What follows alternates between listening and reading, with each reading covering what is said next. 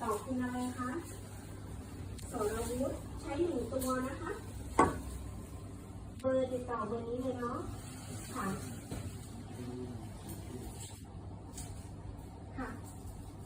086พี่คุยให้เบอร์ให้ผู้ติดต่อแล้วใช่ไหมพี่คุยให้เบอร์ไปด้วยนะ ได้ลงนะคะตรงนี้นะคะ ติดต่อไม่ให้ไม่ได้ เราก็ส่งไปอีกทีแล้วเนาะถึงก็ขอ